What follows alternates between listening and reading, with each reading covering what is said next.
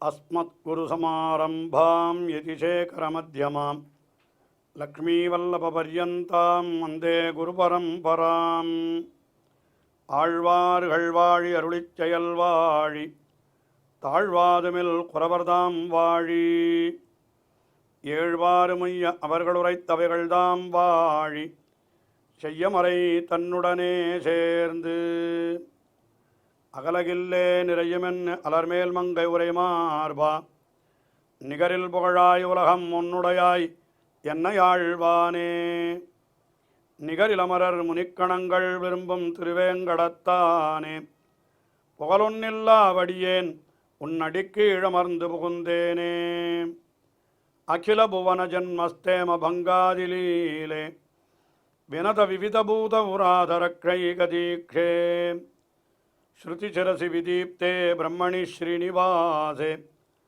பவது மம பரஸ்மின் ஷேமுழி பக்திரூபா श्रीरम्यजामातृमुनीन्द्रशासनात् यो मङ्गलाशासनसौप्रभातिके चक्रे प्रपत्तिञ्च वृषाचलेशितुः तं வாதிபீகிருத்குருமாஸ்ரயாம்யஹம். மணவாள மாமுனிகள் என்கிற ஆச்சாரியருடைய நியமனத்தாலே திருவேங்கடமுடையானை குறித்து ஸ்தோத்திரங்களை அருளி செய்த பிரதிவாதிபேங்கரம் அண்ணா என்கிறவர் திருவேங்கடமுடையானுடைய திருவடிகளிலே பிரபத்தி பண்ணுவதாக, அவனையே உபாயமாக கொண்டு சரணமடைவதாக ஒரு ஸ்தோத்திரத்தை அருளி செய்கிறார். ஸ்ரீ வெங்கடேஷ பிரபத்தி என்று அந்த ஸ்தோத்திரம் வழங்கப் பெறுகிறது. இந்த ஸ்தோத்திரத்திலே அந்த எம்பெருமானுடைய திருவடிகளிலே சரணம் புகுகிற பொழுது அந்த திருவடிகளுடைய பெருமையை பலவாறு வர்ணித்து கொண்டு வருகிறார் என்று பார்த்து வருகிறோம். திருவடிகளுடைய அழகு, அதனுடைய குணங்கள், பெருமை என்று பலவற்றை தெரிவிக்கிறார். பொழுது 14வது ஸ்லோகம் இந்த ஸ்தோத்திரத்திலே. இதிலேயும் அதே போல அந்த திருவடிகளினுடைய ஒரு பெருமை, அதனுடைய அழகு இரண்டையும் வர்ணிக்கிறார். பிராய பிரபன்ன ஜனதா பிரதமாவகாஹ்யௌ மாதுஹு ஸ்தனாவிவ சிசோஹோ அமிர்தாயமானௌ பிராப்தௌ பரஸ்பரதுலாம் அதுலாந்தரௌ தே ஸ்ரீவேங்கடேசரணௌ சரணம் பிரபத்யே. பிரபன்ன ஜனதா பிரதமா அவகாஹ்யௌ, அதாவது பிரபன்ன ஜனதா தன்னுடைய திருவடிகளிலே சரணம் புகுகின்ற மக்களுக்கு முதலிலே அறியப்படுபவை என்னால் அது திருவடிகள்தான். எங்கே போய் சரணம் புகுவார்கள்? முதல்ல எம்பெருமானுடைய திருவடிகளிலே தான் சரணம் புகுவார்கள். எம்பெருமானுடைய அத்தனை அவயவங்களை காட்டிலும் திருவடிகள் தான் மிக மிக முக்கியமானவை. அதனால்தானே பெரியாழ்வாரும் கூட எம்பெருமானை கண்ட அடுத்த கணம் அவனுக்கு பல்லாண்டு பாடுகின்ற பொழுது, மல்லாண்டு திண்டோள் மணிவண்ணா உன் செவ்வடி செவ்வி திருக்காப்பு, செவடி செவ்வி திருக்காப்பு என்று திருவடிகளுக்கு பல்லாண்டு பாடினார். ஆண்டாளும் கூட அன்றி உலகமளந்தாய் அடிபோற்றி என்று திருவடிகளுக்கு பல்லாண்டு பாடினாள். ஆழ்வார்கள் அத்தனை பேரும் திருவடிகளைத்தான் முதலிலே சொல்லுவார்கள் என்று நாம் பார்ப்போம். அப்படி பார்க்கிற பொழுது அதைத்தான் பிரபன்ன ஜனதா பிரதமாவகாஹ்யௌ, முதலிலே அவர்கள் இறங்கும் துறையாய் இருப்பது அது எது என்னால் எம்பெருமானுடைய திருவடிகள் தான் என்று முதல்ல அதனுடைய பெருமை சொன்ன. பிராயா பெரும்பாலும், பிராயகான பெரும்பாலும், பிரபன்ன ஜனதா எம்பெருமானுடைய திருவடிகளை அடிமொழிகின்ற பிரபன்னர்கள் அவர்களுக்கு முதலிலே இறங்கும் துறையாக இருப்பது திருவடி. அது எப்படி போலேன்னா அடுத்த பாதத்திலே அதை விளக்குகின்றார். மாதுஹு ஸ்தனாவிவ சிரோஹோ அமிர்தாயமானோ, பிறந்த குழந்தைக்கு மாதாவினுடைய அவயவங்களெல்லாம் கிடக்க எது முக்கியமாக முதலிலே அது குழந்தை பற்றுகிறது என்றால் மாதாவினுடைய ஸ்தனத்தைத்தானே பற்றுகிறது. அது குழந்தைக்கு தாயாருடைய ஸ்தானம் எப்படியோ அப்படித்தான் எம்பெருமானை பற்றுபவனுக்கு அவனுடைய திருவடிகள் என்று ஆச்சாரியர்கள் வியாக்கியானங்களிலே பல இடங்களிலே காட்டியிருக்கிறார்கள். அது அப்படியே ஸ்லோகமாக ஆக்குகிறார். பிரபன்ன ஜனதா பிரதமாவகாஹ்யௌ மாதுஸ்தனாவிவ சிசோஹோ அமிர்தாயமானோ, சிசுவுக்கு அமிர்தாயமானவென்னால் அமுதத்தை கொடுக்கிறது. குழந்தைக்கு அமுதத்தை கொடுப்பது மாதாவினுடைய ஸ்தனம். பக்தர்களுக்கு அமிர்தத்தை கொடுப்பது எம்பெருமானுடைய திருவடிகள் என்று நாம் அப்படி சேர்த்து அனுபவிக்க வேண்டும். எம்பெருமானுடைய திருவடிகள் தான் அமுதத்தை கொடுக்கிறதுன்னா என்ன அர்த்தம்? அமிர்தத்துவத்தை கொடுக்கிறது. அதாவது அழியா தன்மை அடியவர்களுக்கு எத்தாலே கிடைக்கிறது? எம்பெருமானுடைய திருவடிகளை பற்றுகிறபடியினாலே தான் கிடைக்கிறது. அதனால் அத்தை சொன்னார், எப்படி ஒரு குழந்தைக்கு தாயாருடைய ஸ்தனமானது முதலிலே பற்றப்படியாய் அது அமுதத்தை கொடுப்பதாய் இருக்கிறதோ, அதுபோல அடியவர்களுக்கும் கூட எம்பெருமானுடைய திருவடிகளே முதலிலே அறியப்படுபவனாய் இருக்கின்றன என்று அதை தெரிவித்தார். அடுத்தது பிராப்தவ், நமக்கு மிகவும் பிராப்தமானது அது. அந்த திருவடிகள் இரண்டும் எப்படி இருக்கின்றன? பரஸ்பர துலாம், ஒன்றுக்கொன்று ஒப்புள்ளவைகளாக இருக்கின்றன. வலது திருவடிக்கு ஒரு உதாரணம் சொல்ல வேணுமானால், ஓமானம் சொல்ல வேணுமானால் இடது திருவடியைத்தான் சொல்லணும். இடது திருவடிக்கு ஒரு உதாரணம் சொல்ல வேணுமானால் வலது திருவடியைத்தான் சொல்லணும். பரஸ்பர துலாம், ஒன்றுக்கொன்று ஒப்பாக இருக்கின்றன. அதுலாந்தரவு, அது இரண்டு திருவடிகளுக்கும் ஒப்பு இன்னொன்று சொல்லலாமான்னு கேட்டால் வேறு ஒன்றும் ஒப்பே கிடையாது. தனக்கு ஒப்பு இல்லாதவை அவை. அப்படிப்பட்ட உன்னுடைய திருவடிகளை திருவேங்கடமுடையானே நான் சரணம் பத்துகிறேன். ஸ்ரீவேங்கடேச சரணவ் சரணம் பிரபத்தியே என்று இப்படி இந்த ஸ்லோகத்திலே அருளி செய்தார். இப்படி திருவேங்கடமுடையானுடைய திருவடிகளிலே தாம் சரணம் புகுகிறார் என்று சொன்னால், அப்படிப்பட்ட ஒரு எண்ணம் எதனாலே தனக்கு ஏற்பட்டது என்று பார்க்கிற பொழுது, இது அத்தனையும் தன்னுடைய ஆச்சாரியரான மணவாள மாமுனிகளுடைய கட்டாட்சத்தாலே ஏற்பட்டது என்றே அவருக்கு நன்றாக புலப்பட்டது. அதையும் இந்த ஸ்தோத்திரத்திலே பதிவு செய்து வைக்க வேண்டும் என்பதனாலே என்ன சொல்லுகிறார் என்னால், மணவாள மாமுனிகளாலே காட்டி கொடுக்கப்பட்ட உன்னுடைய திருவடிகளை நான் சரணமடைகிறேன் என்று இப்படி 15வது ஸ்லோகத்திலே அருளி செய்கிறார். அந்த மணவாள மாமுனிகளுக்கு எப்படிப்பட்ட பெருமை உண்டு என்பதையும் சேர்த்து சொல்லுகிறார். சத்வோத்தரைஹி சதத சேவ்ய பதாம்புஜேன சம்சார தாரக தயார்த்ர திருகஞ்சலேன சம்யோபயந்திருமுனினா மமதர்ஷிதௌ தே ஸ்ரீவேங்கடேச சரணௌ சரணம் பிரபத்யே. சத்வோத்தர சதத சேவ்ய பதாம்புஜேன சௌமியோபயந்திரு முனினா என்று அன்வயம் கொள்ளலாம். அதாவது என்ன சொல்கிறார்? மிக மிக உயர்ந்த ஆச்சாரியர்கள், அவர்களாலே எப்பொழுதும் வணங்கப்படுகின்ற திருவடிகளை உடையவர் மணவாள மாமுனிகள். அதாவது சத்வோத்தரம் என்னால் சத்துவத்திலே மிகுந்தவர்களான ஒரு வானமாமலை ஜீயர் சுவாமி, கோயிலண்ணன், எறும்பியப்பா என்று பல சுவாமிகள் மணவாள மாமுனிகளுடைய திருவடிகளை அடைந்திருந்தார்கள். அத்தனை பேரும் சாத்விக குணத்திலே மிகவும் உயர்ந்தவர்கள். அப்படிப்பட்ட சத்வோத்தர சதத சேவிய, எப்பொழுதும் அவர்களாலே சேவிக்கப்பட்டிருக்கிற திருவடித்தாமரைகளை உடையவர் என்று மணவாள மாமுனிகளை சொன்னார். அதற்கு மேலே மணவாள மாமுனிகளுக்கு உண்டான ஒரு திருக்கல்யாண குணம் என்னன்னா, சம்சாரதாரக தயா ஆர்திர திகஞ்சலேனா, இந்த சம்சாரத்தை தாண்டுவிப்பதற்கு உரிய தயை, கருணை பார்வை முதலானதெல்லாம் உடையவர் அவர்.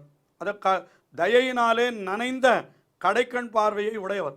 தன்னை எந்த சிஷ்யன் அடைகிறானோ அவனை இந்த உலகத்தை தாண்டுவதற்கு உண்டான வழிகளை எல்லாம் சொல்லி அவனை திருத்தி பணிகொண்டு அவனையும் எம்பெருமானுடைய திருவடிகளை அடையும்படி செய்பவர் மணவாள மாமுனிகள். அதான் சம்சார தாரக, இந்த உலகத்தை தாண்டும்படியாக அதற்கு வேண்டிய தயா, கருணை, ஆர்திர, அந்த கருணையானாலே நனைக்கப்பட்ட திருகஞ்சலேனா, திருக்கண் பார்வையை உடையவரான மணவாள மாமுனிகள். அவருடைய திருவடிகள் நல்லவர்களாலே வணங்கப்படுகிறது. அவருடைய திருக்கண்கள் நமக்கு நல்வழிகளை காட்டுகிறது. அப்படிப்பட்ட சம்யோபயன் திருமுனினா, அப்படிப்பட்ட மணவாள மாமுனிகளாலே தர்ஷிதவ் மம தர்ஷிதவ், எனக்கு காட்டப்பட்டவை எது? உன்னுடைய திருவடிகள். அப்படிப்பட்ட உன்னுடைய திருவடிகளை ஸ்ரீ வெங்கடேஷா தவ சரணௌ சரணம் பிரபத்யே, மணவாள மாமுனிகளாலே காட்டப்பட்ட இந்த உன்னுடைய திருவடிகளை நான் சரணமடைகிறேன். நானே உன்னுடைய திருவடிகளை பற்றினேன் என்று இருக்கக்கூடாது அல்லவா? அது ஆச்சாரியருடைய கட்டாட்சத்தாலே கிடைத்ததாக இருக்க வேண்டும் அல்லவா? மணவாள மாமுனிகள் தான் எனக்கு உன்னுடைய திருவடிகளை காட்டி கொடுத்தார். ஆயினாலே மணவாள மாமுனிகள் எப்படிப்பட்டவர்? நல்லோர்களாலே எப்பொழுதும் வணங்கப்படுகின்ற திருவடி தாமரைகளை உடையவர், அடியவர்களை கட்டாட்சிக்கின்ற கருணை பார்வையோடு கூடிய திருக்கண்களை உடையவர். அப்படிப்பட்ட மணவாள மாமுனிகளாலே காட்டப்பட்ட உன்னுடைய திருவடிகளை நான் வணங்குகிறேன் என்று இந்த ஸ்லோகத்திலே அருளி செய்தவர். அடுத்தபடியாக 16வது ஸ்லோகம், அது இந்த ஸ்தோத்திரத்தினுடைய நிறைவு ஸ்லோகம் என்று சொல்லலாம். இதில் என்ன சொல்லுகிறார்? எம்பெருமானே, உன்னுடைய திருவடிகளிலே எப்பொழுதும் எனக்கு கைங்கரியம், அந்த கைங்கரியமானது தொடர்ந்து இருக்க வேண்டும், அதை தவிர நான் வேறு எதையும் விரும்ப மாட்டேன் என்றே சொல்லுகிறார். ஸ்ரீசஸ்ரீயா கடிகயா தது உபாயபாவே பிராப்யே த்வயி ஸ்வயமேவ உபேயதயா ஸ்புரந்த்யாம் நித்யாசிதாய நிரவத்ய குணாய துப்யம் ஸ்யாம் கிங்கரோ விருஷகிரீஷ நஜாது மஹ்யம். பெரிய பிராட்டியாருக்கு 2 நிலை உண்டாம். அதை முதல்ல காட்டுகிறார். நாம் எம்பெருமானை சரணம் பத்துகிற பொழுது பிராட்டி புருஷகாரமாக மட்டும்தான் இருக்கிறாள், அவள் உபாயமாக இருப்பதில்லை. அது பெரிய விஷயம், விவரிக்க வேண்டாம். இப்பொழுது நமக்காக பரிந்துரை செய்பவளாக இருக்கிறாள். அதாவது ஸ்ரீஷ என்று திருவேங்கடமுடையானை அழைத்து என்ன சொல்லுகிறார்? விருஷகிரீஷ ஸ்ரீஷ விருஷகிரீஷ ஸ்ரீயா தொதுபாயபாவே கட்டிகையா. உன்னை உபாயமாக பற்றுகிற பொழுது, திருவேங்கடமுடையானை உபாயமாக பற்றுகிற பொழுது அவள் எப்படி இருக்கிறாள்? கட்டிகையா இருக்கிறாள். என்னால் நம் இருவரையும் சேர்த்து வைப்பவளாக, நமக்கு பரிந்து என்னிடத்திலே அநேகம் பாப்பங்கள் இருந்தாலும் அந்த பாப்பங்களை எல்லாம் பொருள்படுத்தாமல் நீ ஏற்றுக்கொள்ள வேண்டும் என்று உனக்கு பரிந்துரை செய்து என்னை உன்னோடு சேர்த்து வைப்பவளாக இருக்கிறாள் பிராட்டி. ஆயினாலே தொது உபாயபாவே கட்டிகையா, உன்னை உபாயமாக பற்றுகிற பொழுது என்னை சேர்த்து வைப்பவளாக இருக்கிறாள். அதே சமயத்தில் பிராப்யே, உன்னை அடைந்த பிற்பாடு ஸ்வயம் உபேதயா ஸ்புரந்தியா, தொண்டு செய்கிற பொழுது உனக்கு மட்டுமல்ல தனக்கும் தொண்டு செய்யும்படியாக அதை ஏற்றுக்கொள்ளுகிறவர்களாக உபேயமாயும் இருக்கிறாள். அதாவது சரணம் பத்துகிற பொழுது அவள் உபாயமாக வல்லாமல் புருஷகாரமாக மட்டும் இருக்கிறாள்.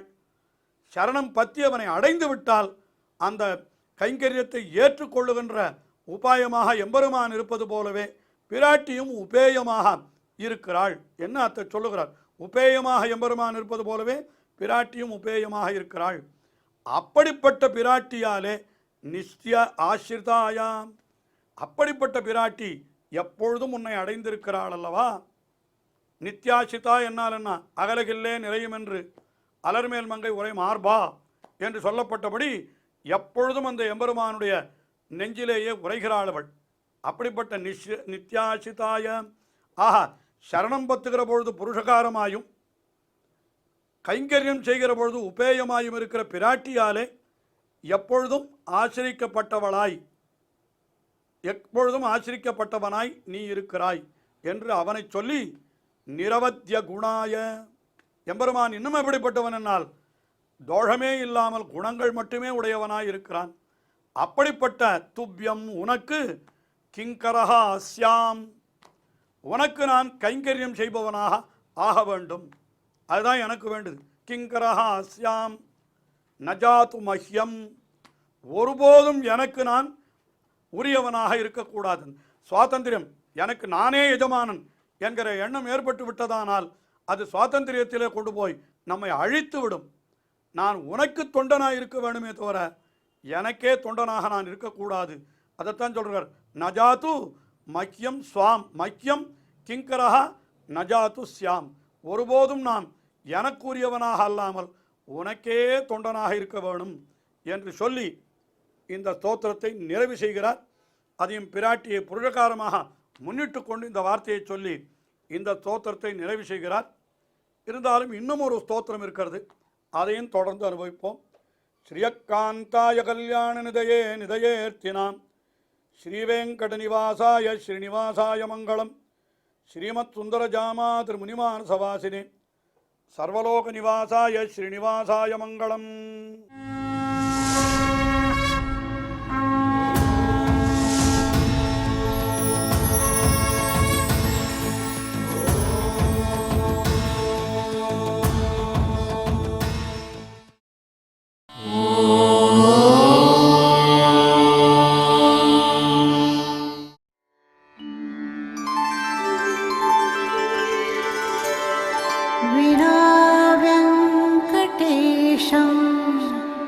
ननाथो ननाथः सदा वेङ्कटेशं स्मरामि स्मरामि। हरे वेङ्कटेश प्रसीद प्रसीद। प्रियं वेङ्कटेश प्रयच्छ प्रयच्छ।